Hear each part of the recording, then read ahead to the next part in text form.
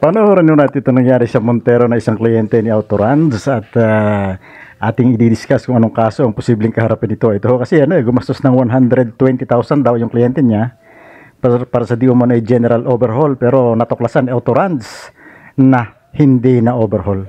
Panoorin po natin itong discussion ni Autorans.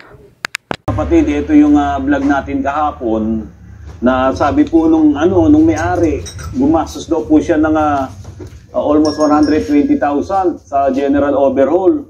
Eh, nandito pa lang ako sa ibabaw. Tingnan nyo naman kung ito ay na general overhaul. Oh. Tingnan nyo po kung gaano kadumi ito. Ayan. Tapos ito talagang walang ebidensya na ito ay in-overhaul. Wala man lang marka. Nakinalas to, napakadumi po. Oh, sobrang dumi. Pati dito, nanggigitata yung langis. Di kaya ba? Magdalawang kamay ka para maisum mo. Ayan napakadumi po. Nagagalit ko na. Oh? Pagbablog. Hindi po ito in-overhaul. Masasabi ko yan. Ako na po mismo. I-record ako ng video. Ayan tignan nyo yung mga langis. Tagas talaga. Kasi kung ito po may general overhaul, lilinisin to Lilinisin ang todo. Itong water pump, hindi nga nagalaw yung tornilyo. Walang marka na may close up na legal. Yung mga tornilyo na to, kapag yan ay tinamaan ng llabe, magmamarka po yan Wala talaga. Walang marka. Itong water pump, hindi talaga to nakalas. Mga kapatid, pag nag-general overhaul, binababa yung makina, binababa yung block, pinaghihiwa-hiwalay lahat yan. Kasi nga, general overhaul. Ngayon, kung nag-general overhaul ka, at mapakita sa akin ng may-ari na may video sila na big general overhaul niyan. Hindi general yan kung ganito din karumi itong EGR. Tingnan nyo. Paano na general overhaul po yan? Di ba? Kung mag-overhaul ka at hindi mo to nilinis, hindi mo to masasabing general overhaul. Tingnan nyo po. Kaya kung sino man tong gumawa nito at naloko nyo, yung may-ari ng sasakyan, ang dami nyong pinabili. Ang akala nyo kasi madadali nyo yung sinasabing low power na yan sa sabihin na natin talagang panloloko to. Kasi general overhaul daw wala naman talagang kinalas. Sobrang dumi.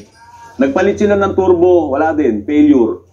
Tapos yung injectors, nagpalit sila. Failure. May knocking sound pa rin. Kasi nga, ang problema ito Ito problema mga kapatid Hindi na gumagana to Kaya kahit na mag-on to, itong solenoid, hindi niya ngayon mabubuksan yung pinaka-valve dito. May gate valve yan para dumaan yung vacuum. Okay, mula doon sa vacuum pump, papasok dito yung hose. Yan, napanood nyo ano po ang kaso. Ang kaso po ay siyempre estapa. May panloloko po rito nangyari. Kasi yung pinanggalingan na mekaniko, ang sabi ay general overhaul daw. Pero natuklasan nga dito na talagang nagpuputik. Kitang-kita nyo yung mga buo-buong putik sa loob ng mga kasukasuan ditong Montero na red. Kaya yun po ang pwede ikaso. So pwede pang mabawi noong kliyente ang 120,000 pesos sa pamamagitan ng pagsasampa ng kaso. Pero pwede siyang mag-demand letter muna, kanyang lawyer.